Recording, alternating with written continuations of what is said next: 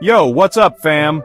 We're about to dive into something truly epic, something that transcends borders, cultures, and even Netflix algorithms. Yeah, I'm looking at you, recommendation algorithm. We're talking about Hajj, the pilgrimage to Mecca. This isn't just some trip, guys. This is one of the 5 pillars of Islam, a mandatory journey for every able-bodied Muslim at least once in their life. Now, I know what you're thinking. Sajid, my dude, mandatory religious stuff? Sounds intense. And you're right, it is intense. But it's also incredibly powerful, deeply moving, and surprisingly unifying. Millions of people, from every corner of the globe, all dressed in the same simple white garments, all there for one purpose, to connect with something bigger than themselves. So buckle up, grab your prayer rugs, metaphorically people, don't get kicked off a plane, because we're about to embark on the ultimate spiritual journey, Hajj. Alright, picture this. You're landing in Saudi Arabia, the desert heat hitting you like a Mike Tyson uppercut. You're excited, a little nervous, maybe questioning your life choices because, let's be real, airport security can be a spiritual journey on its own. But then, you see them, fellow pilgrims all clad in white, a sea of humanity united in purpose. You change into your own simple white garments called Ihram, and boom. Just like that, all those superficial differences, social status, wealth, Instagram followers, they fade away.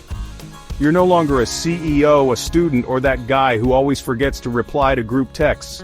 Nope, in Ihram you're just a humble servant of God, ready to embark on this transformative journey. It's a powerful equalizer, a visual reminder that in the eyes of the divine, we're all equal.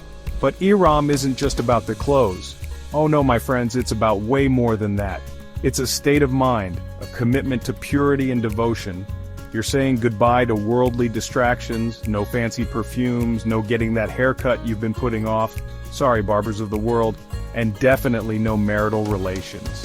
Think of it as a spiritual cleanse, a digital detox for the soul. It's about stripping away the layers, the ego, the hustle, and connecting with something deeper, something more profound. And let me tell you, in a world that's constantly bombarding us with distractions, that kind of simplicity, that focus on the spiritual, it's incredibly refreshing. But don't get too comfy just yet. This is just the beginning, folks. The journey has just begun, and trust me, it's going to be a wild ride. We're talking rituals, reflections, and maybe even a few tears. Don't worry, I packed tissues. So stick around, and let's explore the transformative power of Hajj together. Alright folks, get ready to channel your inner speedwalker, because we're about to tackle Tawaf, circling the Kaaba. Now for the uninitiated, the Kaaba is that big black cube in the middle of the Grand Mosque in Mecca. It's not God, just to be clear, but it's a powerful symbol of unity, a focal point for Muslims around the world. Imagine millions of people all walking in a circle, shoulder to shoulder, hearts pounding in unison. It's like a mosh pit, but instead of raging to your favorite band, you're connecting with the divine. You feel the energy, the collective hum of prayers and hopes, all swirling around you. 7 times you circle the Kaaba, each circuit a chance to reflect, to ask for forgiveness, to offer gratitude. It's a humbling experience, walking in the footsteps of prophets, feeling the weight of history and faith pressing in from all sides. But here's the thing about Tawaf. It's not just about walking in circles. It's about letting go. With each step, you shed a layer of ego, a bit of worldly baggage, until all that's left is the pure, unadulterated essence of your being. It's like hitting the reset button on your soul, a chance to realign yourself with what truly matters. And let me tell you, in a world that's constantly trying to pull you in a million different directions, that kind of grounding, that sense of purpose, it's priceless. Okay folks, remember how we were talking about intense religious experiences? Well, buckle up, because Sai is where things get real. This ritual takes us back to the story of Hagar, the wife of Prophet Ibrahim, peace be upon him, and their son, Ismail. Imagine being stranded in the desert with a thirsty baby and no sign of water. That's the situation Hagar found herself in. Now, most of us in that situation would probably just melt into a puddle of despair and start tweeting angry messages to the universe. But not Hagar. This woman was a boss. She ran back and forth between the hills of Safa and Marwa, desperately searching for water for her child. And that's exactly what we do during Sa'i. We walk, or, let's be real, we power walk between these two hills 7 times, just like Hagar did. It's a powerful reminder of a mother's love, her unwavering faith, and her sheer determination. But it's also a test of our own endurance, both physical and mental. It's hot, it's crowded, and let's be real, those hills are not messing around. But as you push through the exhaustion, you can't help but feel a sense of solidarity with Hagar, with all those who have come before you, struggling, striving, and ultimately trusting in something bigger than themselves. And that, my friends, is what makes Sa'i so powerful. It's a reminder that even in the midst of hardship, even when we feel lost and alone, there's always hope. We just have to keep moving, keep searching, keep believing. Get ready for the emotional climax of this spiritual roller coaster, folks, because we're heading to Arafat. This is it, the main event, the Super Bowl of Hajj, if you will. We're talking about standing on a vast plain, under the scorching desert sun, surrounded by millions of your closest friends, most of whom you've probably just met. It's the 9th of Dhul Hijjah, the most important day of Hajj, and the energy is electric. It's a day for deep reflection, for asking for forgiveness, for pouring your heart out to the Almighty. It's like a collective therapy session. But instead of awkwardly making eye contact with strangers, you're all united in your vulnerability, in your shared humanity. You think about your life, your choices, the people you love, the regrets that keep you up at night. And in that moment, surrounded by the sheer magnitude of faith and devotion, you realize something profound. You're not alone. We're all in this together, all flawed, all searching for meaning, all hoping for a little bit of divine mercy. It's a humbling experience standing there on that plain, feeling the weight of your own insignificance in the grand scheme of things, but it's also incredibly liberating, because in that moment of surrender, in that acknowledgement of our shared humanity, we find true peace. Okay, after the emotional roller coaster of Arafat, you'd think we'd get a little break, right? Wrong. Welcome to Muzdalifah, where we're ditching the 5-star hotels and embracing our inner nomad. That's right, folks, tonight we're sleeping under the stars. As the sun sets on the plains of Arafat, millions of pilgrims make their way to Muzdalifah, a vast open area between Mina and Arafat. It's a sea of humanity, all moving together, guided by the light of the moon and the shared purpose that binds us. Now, I know, sleeping outside might not sound like everyone's idea of a good time, but trust me, there's something magical about it. As you lie there gazing up at the endless expanse of the night sky, you feel a sense of connection, not just to your fellow pilgrims, but to something much larger, something ancient and profound. It's a reminder that we're all just travelers on this journey, passing through this world, our lives but a blink in the grand scheme of time.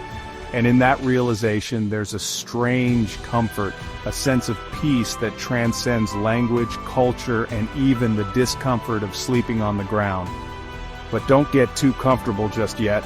We've got a big day ahead of us and we need all the energy we can muster, because tomorrow things get a little symbolic.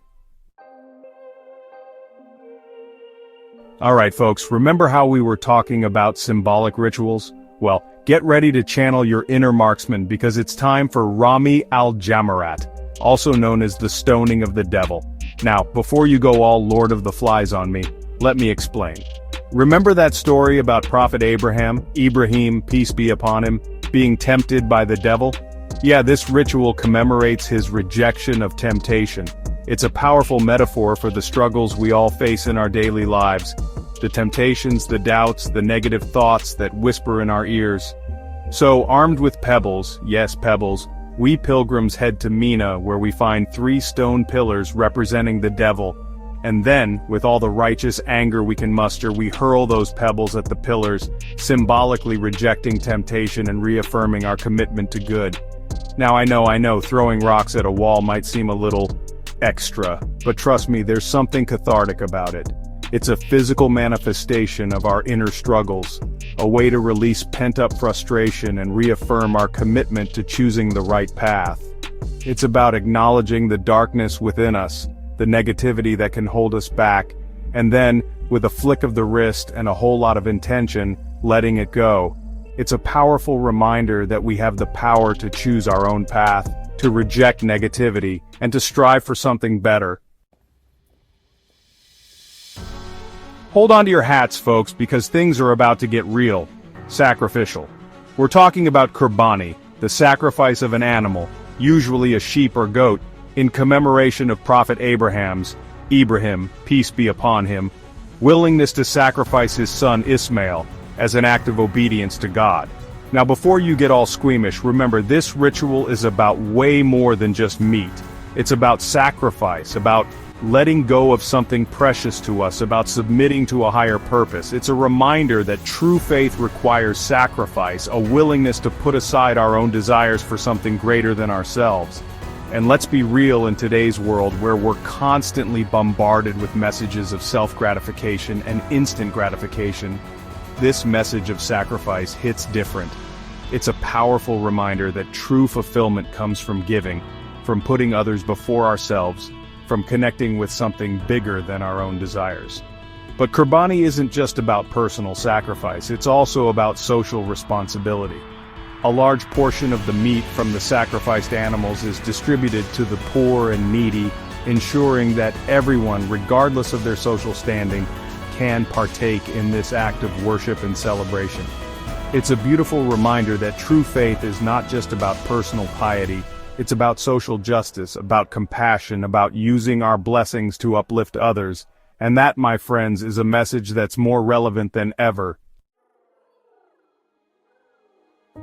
Alright folks, remember Tawaf, that little walk in the park where we circled the Kaaba 7 times? Well, get ready for round 2, because it's time for Tawaf al-Ifadah, the Tawaf of completion.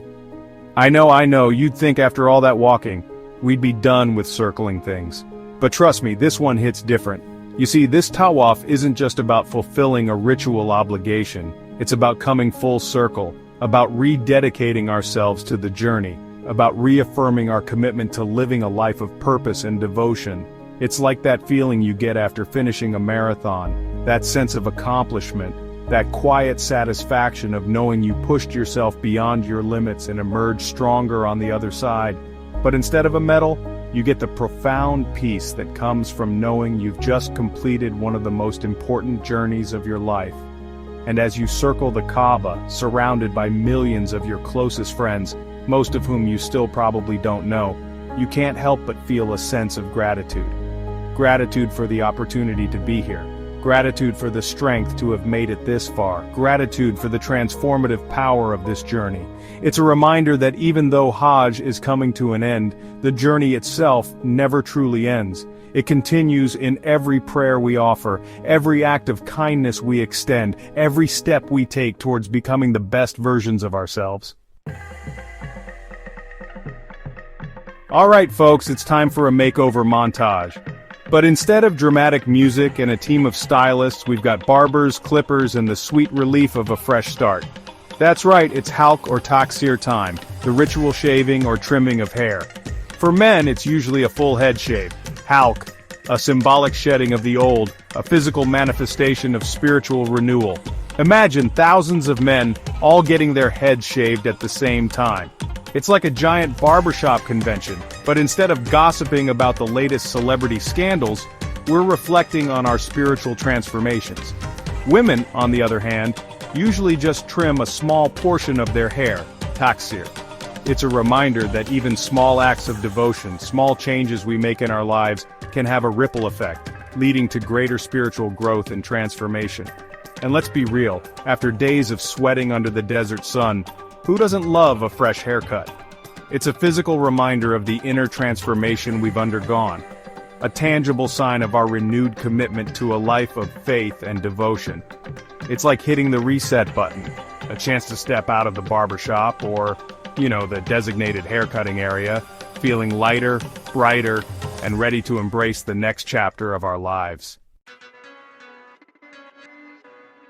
And so we come to the end of our journey, folks. But before we pack our bags and head back to reality, there's one last ritual to perform, the farewell Tawaf.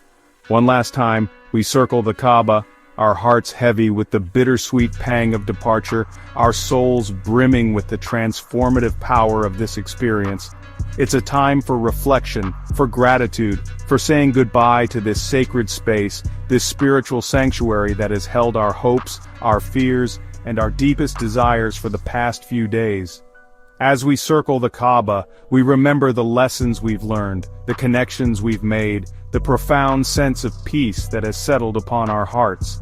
We remember the sweltering heat, the endless crowds, the physical and emotional exhaustion.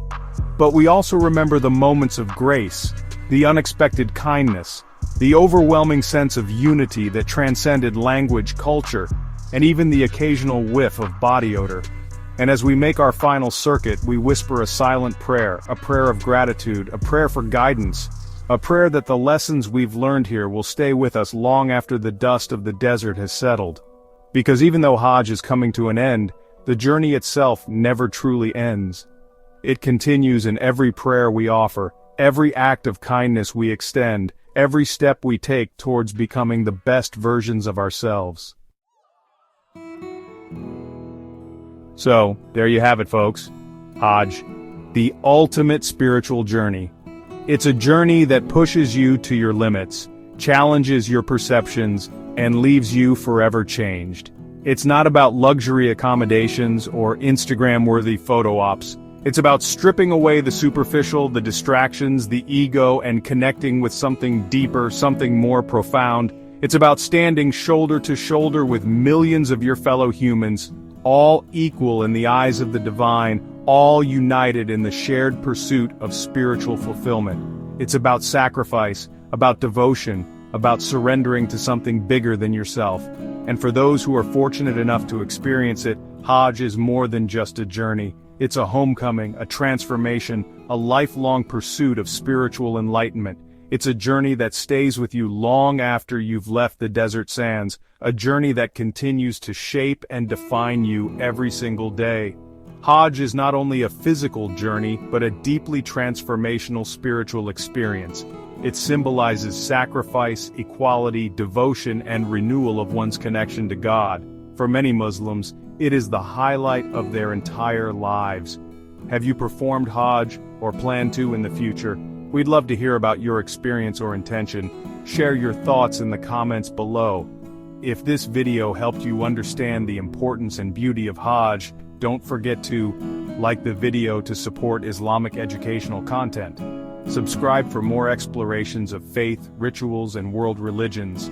Share this with family and friends who want to learn more about Hajj and its meaning in Islam.